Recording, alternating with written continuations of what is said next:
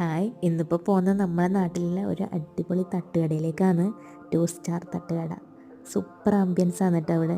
പ്രകൃതി ഭംഗി ആസ്വദിച്ച് ചായ കുടിക്കാൻ പറ്റിയ സ്ഥലം. നല്ല വ്യൂ പോയിൻ്റാണ്. അവിടെ കുറേ ഫുഡ് ഐറ്റംസ് ഉണ്ട്. കൂടുതലും നോൺ വെജാണ്.